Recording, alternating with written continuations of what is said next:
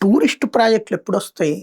ఆ ప్రాజెక్ట్‌కి నెలకయ్యే వ్యయానికి తగ్గిన విధంగా గిట్టుబాటు అవుతది అనుకున్నప్పుడు.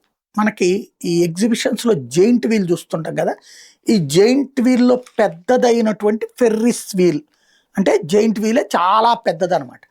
ఇప్పటిదాకా ప్రపంచంలోనే అతి పెద్దదైనటువంటిది లండన్‌లో ఉంటే, లండన్ ఐ అట్లాగే దుబాయ్‌కి సంబంధించినటువంటిది ఉంటే, వాటిటి రెండిటి కంటే గూడా పెద్దది కావాలి. ఏకంగా 250 మీటర్ల ఎత్తులో గావాలి అన్నటువంటిది ఇక్కడ ప్రభుత్వం అడిగినటువంటిది.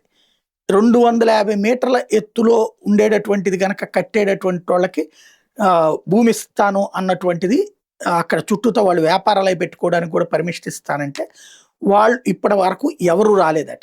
దాంతో ఎక్కువ భూమి ఇవ్వడానికి సిద్ధపడింది. 5 ఎకరాల ల్యాండ్ కమర్షియలు, 5 ఎకరాలు డొమెస్టిక్ ల్యాండ్ ఇచ్చి వాళ్ళు ఏది వాణిజ్య జోన్‌లో 5 ఎకరాలు, గ్రీన్ జోన్‌లో 5 ఎకరాలు చొప్పున వాళ్ళకిస్తారట ఫ్రీగా ఇక్కడ పెట్టినందుకు.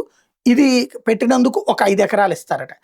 కనీస ఎత్తు 139 మీటర్లు లేదా వ్యాసం 128 మీటర్లకు తగ్గడానికి మాత్రం వీల్లేదు.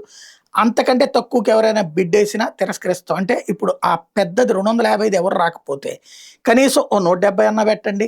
లేదంటే కనీసం 130 అయినా పెట్టండి. 139 దాటి మాత్రం తగ్గించి మాత్రం ఉండటానికి వీల్లేదని చెప్తోంది ప్రభుత్వం. అంటే ఇప్పటిదాకా ఎవరు రాక తమ విధానాన్నే మార్చుకోవాల్సింది. ఎందుకంటే ఇంత పెద్ద వీలు పెట్టినప్పుడు కనీసం ఒక 500 మంది స్టాఫ్‌ని మెయింటైన్ చేయాలా? లేదా 100 మంది స్టాఫ్‌కి తగ్గరు. అది 3 షిఫ్ట్‌లు ఏసుకుంటే 300 మంది అవుతారు. అంతమందికి జీతాలు ఇవ్వడం అంటే ఒక్కొక్కళ్ళకి 50,000 25,000 ఏసుకున్నా సరే బోలెడంత ఖర్చవుతది. అంత ఆదాయం అక్కడ టికెట్ల రూపంలో వస్తదా? ఈ ఫెర్రీస్ వీల్ పేరుతో జరిగేటటువంటి జెయింట్ వీల్‌కి అంటే రాదు. కాబట్టి ఎవరు రావట్లేదు. అదే ఇక్కడ అసలు విషయం.